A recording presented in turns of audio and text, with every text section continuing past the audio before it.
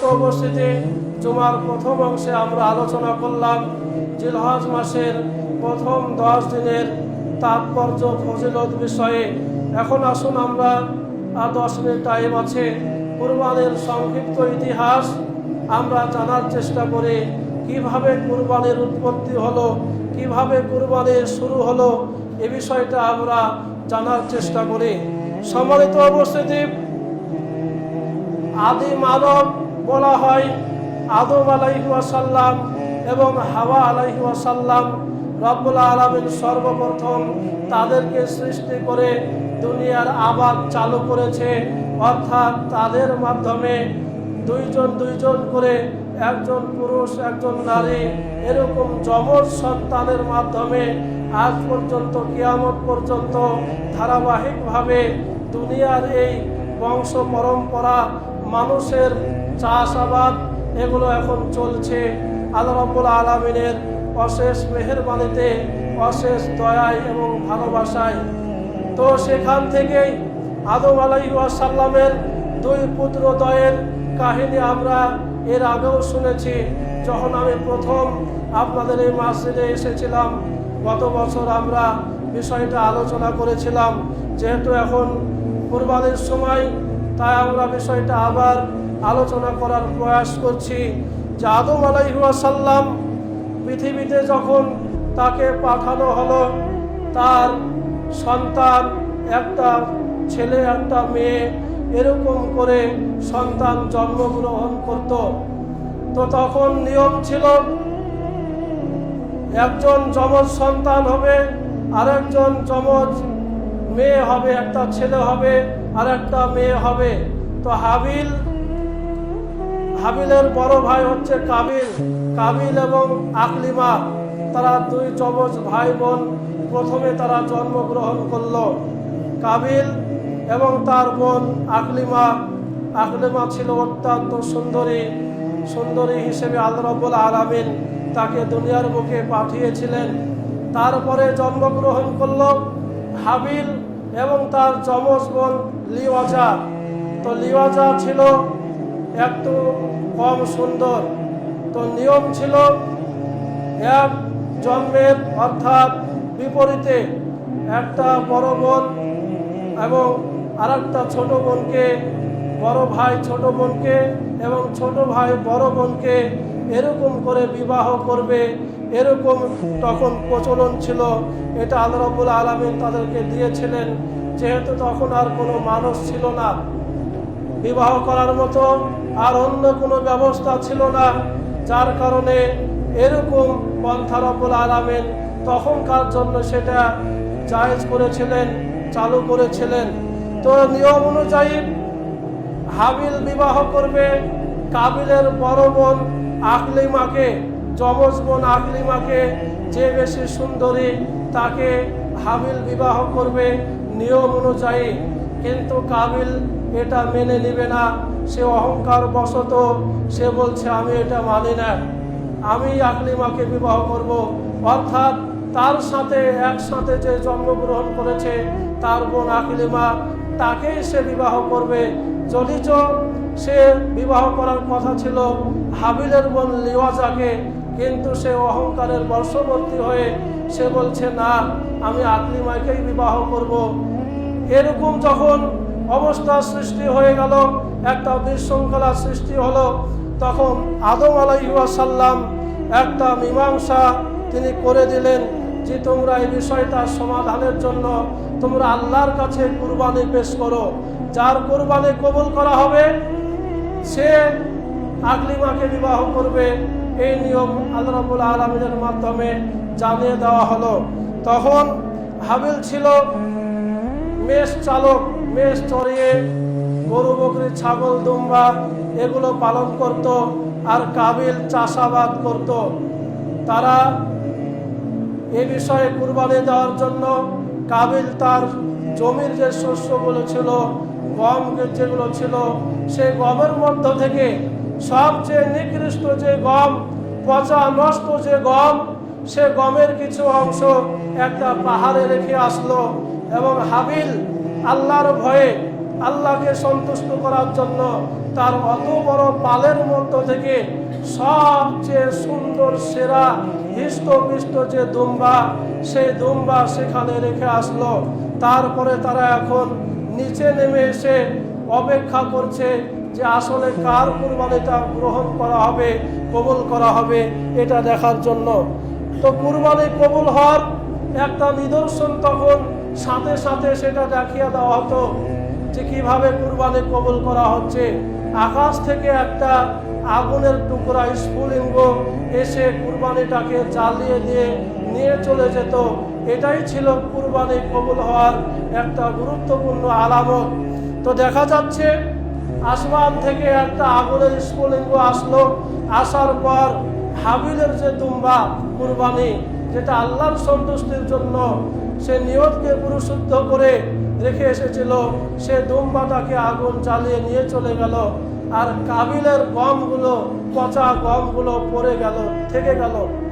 এতে কাবিল অত্যন্ত রাগান্বিত হলো এবং নিজেকে অপমান বোধ মনে করলো যে আমি বড় ভাই, আমার ইবাদতটা, আমার কুরবানিটা কবুল করা হলো না। সে নিজেকে একটু অহংকার করতে লাগলো। তৎক্ষণাৎ সে হাবিলকেও লক্ষ্য করে বলছে, হে হাবিল, আমি তোমাকে হত্যা করব, আমি তোমাকে মেরে ফেলব। তখন হাবিল খুব সুন্দর একটা কথা বলেছিল, ভাই, আল্লাহ রাব্বুল আলামিন মুত্তাকিদের কুরবানি ইবাদত কবুল করে। যারা মুত্তাকি নয়, যাদের নিয়ত পরিশুদ্ধ নয়, যাদের নিয়তে কালো দাগ রয়েছে, তাদের কিছুগুলো কবুল করা হয় না। কাজেই তুমি যদি আমাকে মারার জন্য হাত উঠাও, আমি তোমাকে মারার জন্য পাল্টা হাত উঠাবো না। তুমি আমাকে আক্রমণ করতে পারো। এক সময় একদিন হঠাৎ পিছন থেকে হাবিলকে লক্ষ্য করে কাবিল বড় একটা পাথর দিয়ে মাথায় আক্রমণ করে একেবারে ঠেকলে তাকে হত্যা করে ফেলল। অহংকার করে, হিংসার কারণে অহংকার করে সে তার নিজের ভাইকে হত্যা করে ফেলল। হত্যা করার পর এখন বিপাকে পড়ে গেছে যে কিভাবে লাশ আমি এখন হটাই। সে তার মাথায় কোনো বুদ্ধি পাচ্ছে না যে কিভাবে আমি এখন তাকে সরিয়ে ফেলবো, মানুষের আড়াল করে দেবো কিভাবে। আল্লাহ রাব্বুল আলামিন দুইটা কাককে পাঠিয়ে দিলেন। দুইটা কাক সেখানে লড়াই করলো, একজন মৃত্যুবরণ করলো। তখন যে কাক জীবিত আছে, সে কাক তার পা দিয়ে, কোণে দিয়ে মাটি খনন করলো, গর্ত করলো। গর্ত করার পর পা দিয়ে ঠেলে কাকটাকে মাটি চাপা দিয়ে দিল। কাবিল সেইটা সেখানে দেখার পর লক্ষ্য করে নিজেকে তিরস্কার করে বলল যে, হায়রে, আমি এই কাকটার মতো হতে পারলাম না আমার ভাইয়ের দাফন করার জন্য। সে একটা আক্ষেপ করলো। তো এই ঘটনা থেকে আমরা বুঝতে পারি কুরবানির যে সূচনা, কুরবানির যে সর্বপ্রথম যে সূচনা, সেখান থেকেই শুরু হয়েছিল। আমরা যে কুরবানি করি, সেই কুরবানিটা আসলে কি, এটা কোথা থেকে আসলো, এটাও আমরা অনেকে জেনেছি, অনেকে আমরা শুনেছি, সবারই জানা, যেহেতু এ বিষয়ে অনেক আলোচনা হয়। আমরা সবাই জানি আমাদের জাতির পিতা ইব্রাহিম আলাইহিস সালাম শুরু থেকে নিয়ে ৮৬ বছর বয়স পর্যন্ত নিঃসন্তান ছিলেন। বিবাহের পর থেকে তিনি নিঃসন্তান ছিলেন, কোনো সন্তান ছিল না।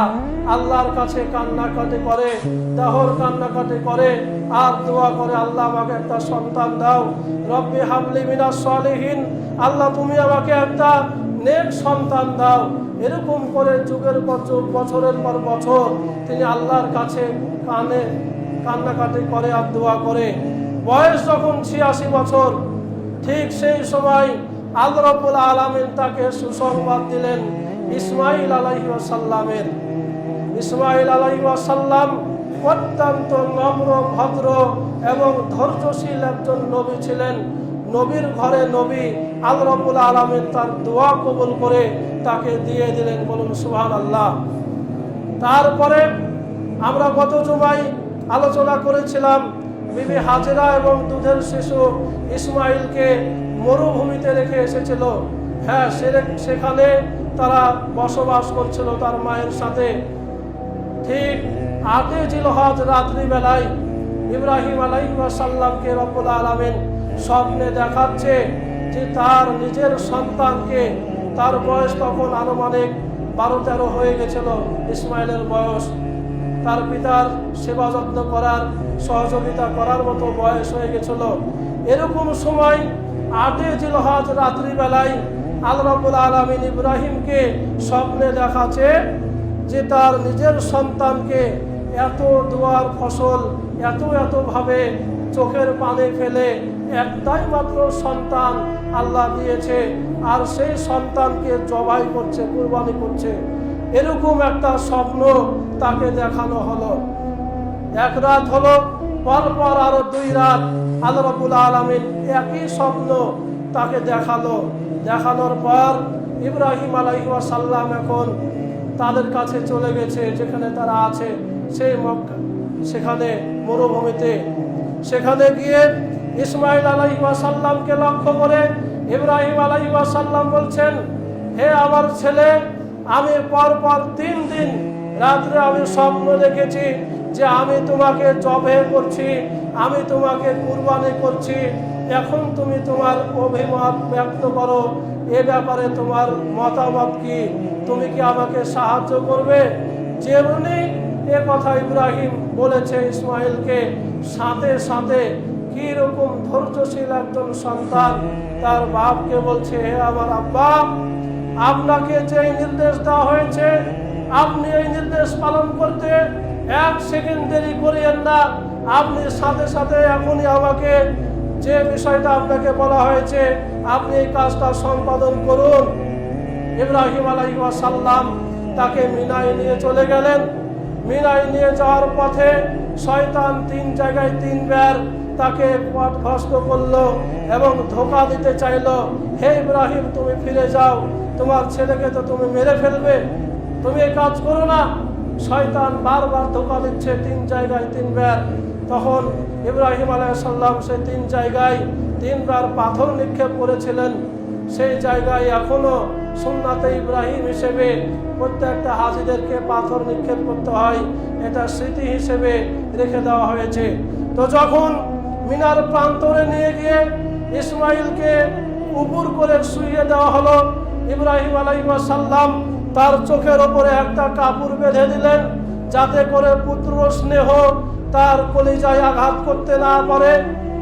চোখে কাপড় বেঁধে দিয়ে ধারালো ছুরি গলায় রেখে জবাই করা শুরু করেছে। এমন তো অবস্থায় আসমান থেকে একটা দাগ চলে আসলো, একটা আওয়াজ চলে আসলো, হে ইব্রাহিম, তুমি থামো, তুমি তো তোমার কাজ, তুমি সত্য হিসেবে তুমি তো পরীক্ষায় পাস করেছো, তোমাকে তো এটা পরীক্ষা দেওয়া হয়েছে, তুমি পরীক্ষায় পাস করেছো। সাথে সাথে জিবরাইল আলাইহিস সালামকে সেখানে পাঠিয়ে দেওয়া হলো। জান্নাত থেকে সুন্দর ধবধবে সাদা হৃষ্টপুষ্ট বলিবান একটা দুম্বা সেখানে নিয়ে এসে উপস্থিত করা হলো। তারা সেইটা জবাই করলো এবং আল্লাহ রাব্বুল আলামিন সুন্নাতে ইব্রাহিম হিসেবে উম্মতে মুহাম্মাদের ওপর কিয়ামত পর্যন্ত এই কুরবানির ধারা, এই সিলসিলা আমাদের মাঝে এটা বিদ্যমান থাকবে। আল্লাহ রাসূলকে তার সাহাবী জিজ্ঞাসা করছেন, আল্লাহ রাসূল, আমরা যে কুরবানি করছি এই কুরবানিটা কি?